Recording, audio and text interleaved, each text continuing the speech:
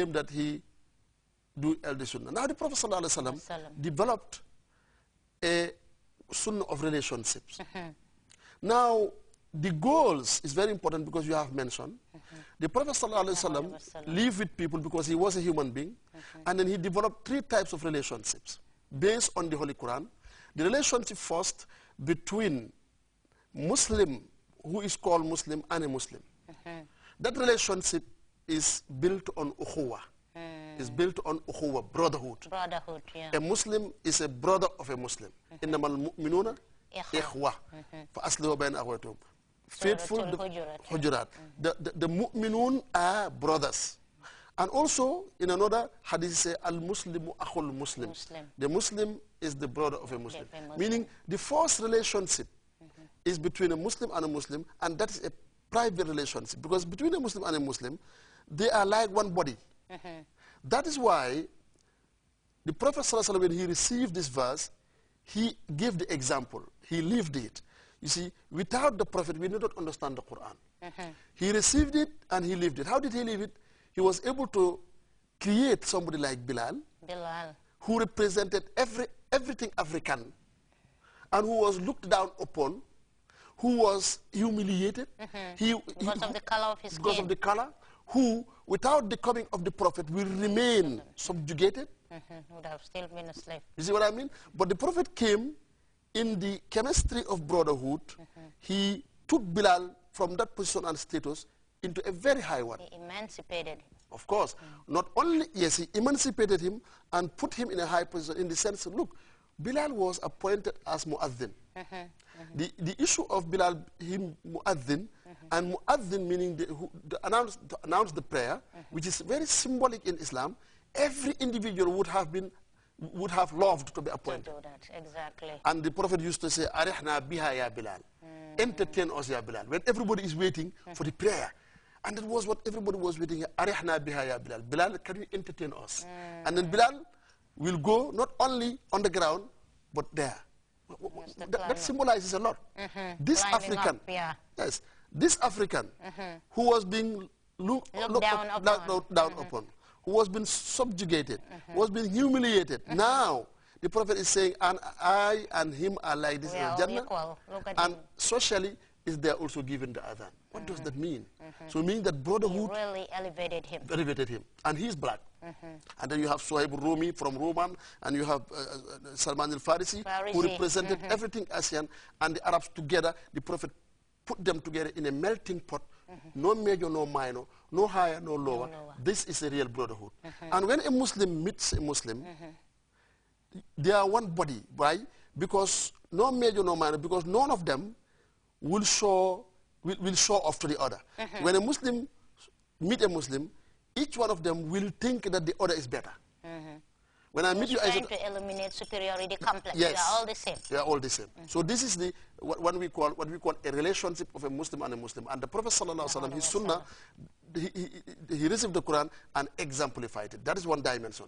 The other dimension I say too is the relationship between the Muslim and a non-Muslim, not even a non-Muslim, but okay, let us go to the non-Muslim, a relation between Muslim and a non-Muslim.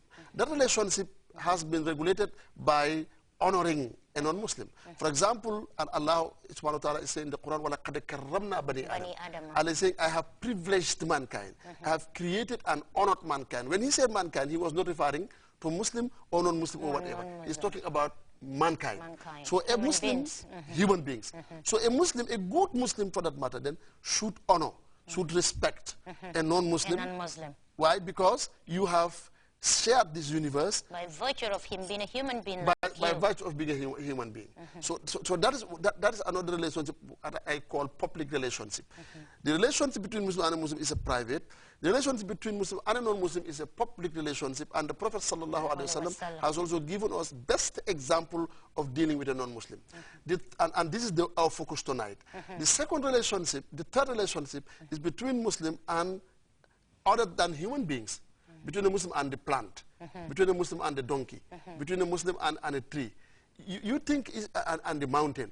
They also, the relationship is guided by respect. Respect. Why? Mutual respect. Yes, because they are created from the hands of God. the donkey, the plant, they are created. Allah also created them. That is why you respect. You just don't cut the tree like that. You just don't abuse the donkey. You just don't whatever. Don't trespass. All those things. So these are the three relationships that the Prophet ﷺ has exemplified us. Now our focus today is the relationship between Muslims and non-Muslims. Now, and your point of goals comes. It's very important because I said if you don't know the goals of that relationship, it is going to be very difficult for you to know the bounds of that relationship.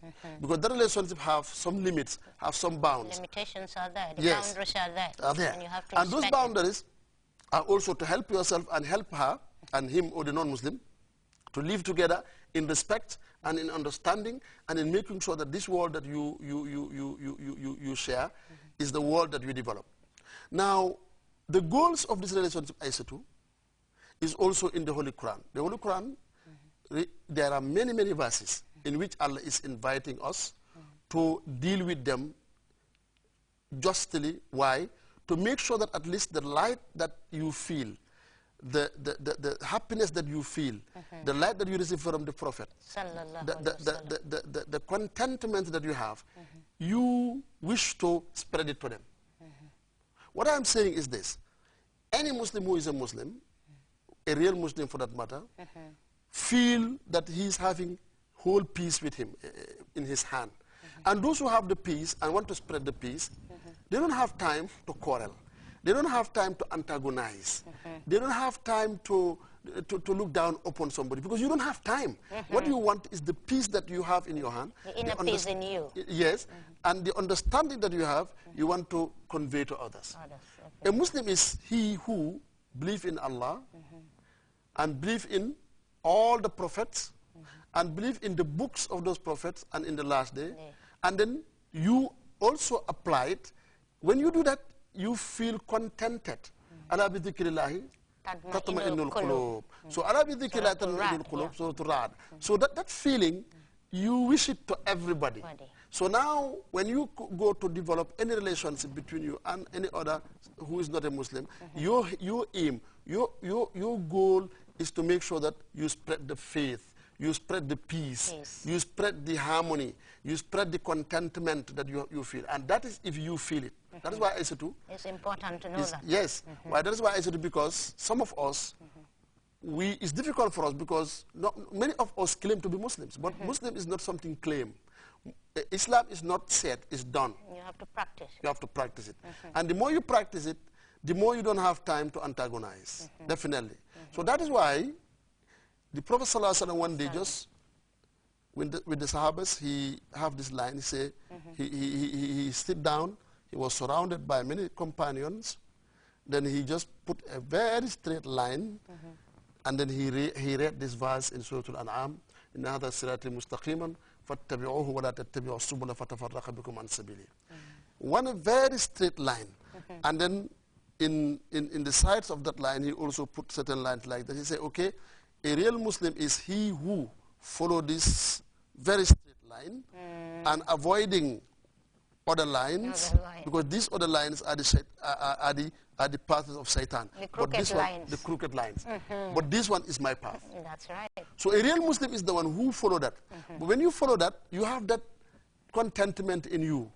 And when you have that contentment now, your goal is to spread it to the non-Muslims or to spread it to anybody whom you think is not as happy as you are.